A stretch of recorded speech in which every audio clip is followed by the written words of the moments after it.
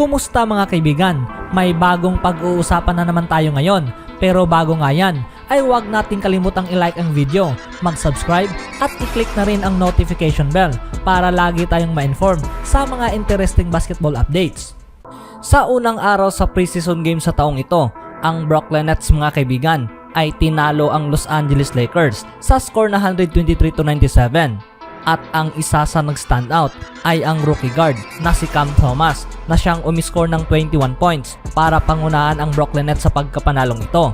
Ang Nets mga kaibigan ay naglaro habang wala ang majority sa kanilang regular rotation. Kasama na nga rin dito ang Big 3 na sina Kevin Durant, Kyrie Irving at James Harden. Habang sa kabila naman ay hindi rin naglaro itong si LeBron James, Russell Westbrook at iba pa. Itong sila Marcus Aldridge ay nakapaglaro na sa kanyang unang laban simula pa man noong nagretiro ito noong buwan ng April dahil sa isang irregular heartbeat. At sa labang ito, siya ay nagkaroon ng 6 points at 4 na rebounds sa loob ng 15 minutes. Ang nagkaroon ng notable performance mga kaibigan ay itong si Cam Thomas na nagtapos ng 21 points, 4 rebounds at 4 assists.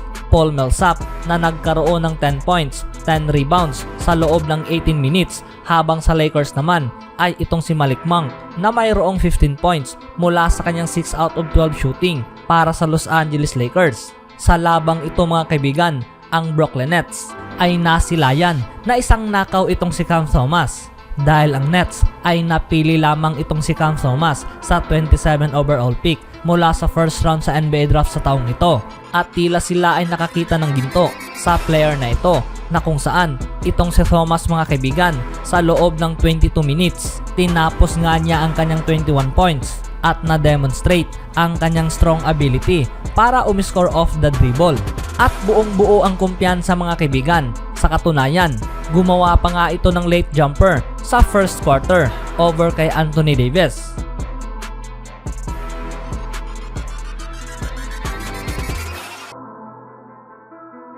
Nakikita sa batang ito na siya ay biyasang-biyasa mula sa kanyang step back jumper. Bagaman bukod rito mga kaibigan, siya rin ay hindi natatakot para mag-drive patungo sa basket. Thomas, crossover on Ellington to step back. Of the preseason schedule. Thomas, good little move, wanders into the lane around Rondo and scores.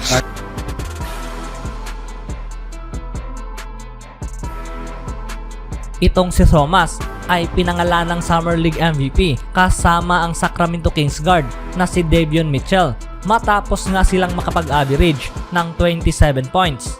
Naipakita nitong ni Thomas mga kaibigan na sa kabila sa mga bitiranong tulad ni na Davis at Dwight Howard na nakaabang sa paint, ang kanyang effort sa labang ito mga kaibigan ay nag-indicated lamang na siya ay mayroong maliwanag na hinaharap sa NBA at hindi na isang sorpresa dahil ang player na ito ay pinangunahan ang NCAA freshman scoring mula sa kanyang buong season sa LSU kasama ang 23 points per game.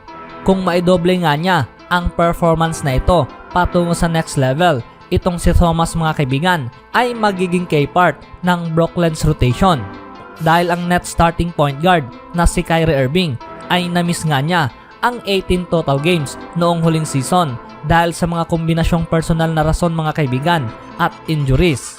Kung sakaling itong si Kyrie Irving ay mamimiss muli ang mga iilang laban sa season ito, ang Nets coach na si Steve Nash ay ramdam na ramdam at kumpiyansang gamitin ang player na ito na magiging kapalit ni Irving. Habang sa kabila naman mga kaibigan, itong si Dwight Howard mula sa kanyang second round kasama ang Lakers. Tanaw sa labang ito na siya ay wala sa tamang panimula dahil sa loob ng 13 minutes mga kaibigan, itong si Howard ay nag-struggled para dominahin ang mga younger players sa floor at nagtapos na ma-fouled out. Na-manage lamang niya mga kaibigan na umiscore ng 11 points mula sa kanyang 3 out of 7 shooting na mayroong 5 out of 6 mula naman sa free throw line. Si Dwight Howard sa loob ng 13 minutes, nagtapos nga ito mga kaibigan ng 11 points, 6 rebounds, 6 personal fouls, 1 technical foul, 1 flagrant foul, at 1 disqualification. Bagaman ito lang naman ay isang preseason game, ngunit ang kabuoang performance mga kaibigan ay napakahirap panoorin para kay Dwight Howard. Ang pinakamasamang punto dito kay Dwight Howard ay sa late third quarter mga kaibigan, nang binigyan nga niya ang rookie net center na si Deron Sharp. At habang siya ay nire-review para sa isang flagrant foul, itong si Howard mga kaibigan ay nag-ended up para matawagan na naman ng technical foul. Ang flagrant foul ay nakumpirma na siyang naging dahilan naman para mapaalis ito sa laban. At ang isa sa kapansin-pansin na bagay mga kaibigan mula sa pagkatalo ng Lakers laban sa Brooklyn Nets ay napag-isipan nitong ni Frank Vogel, itong si Malik Monk, patungkol sa usapang kompetisyon sa shooting guard ng Los Angeles Lakers rotation. Tila ang player na ito mga kaibigan ay magkakaroon ng nod para magiging starting 5 ng kupo ng Lakers sa panimula ng regular season.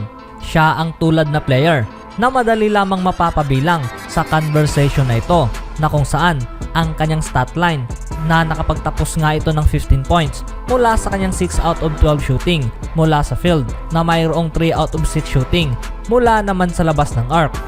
Ang depensa nitong ni Monk ay patuloy pa nga rin ngayong tinatrabaho, ngunit ang kanyang opensa ay isang sustainable. Ito ay less memorable night para sa dalawang other guards na nag-aagawan sa pwesto mga kaibigan sa starting lineup na sina Talen Horton-Tucker at Wayne Ellington. Itong si Horton-Tucker ay walang kaduda-dudang nagkaroon ng highlight reel nang gumawa nga ito ng monster jump sa first quarter. Ngunit nagtapos lamang siya sa labang ito kasama ang 10 points para sa kanyang 3 out of 11 shooting mula sa field. Bagaman itong si Ellington ay hindi rin gaanong nakatulong sa 3-point shots na nagkaroon lamang ito ng 2 out of 7 mula sa deep. Ang magandang balita lamang para kay Horton-Tucker at Ellington, ang parehong dalawa mga kaibigan ay nagkaroon pa rin ng high plus-minus sa team. Itong si Tucker ay pinangunahan ang starters kasama ang negative 2 at Ellington naman na siyang pinangunahan ang bench kasama ang plus 3.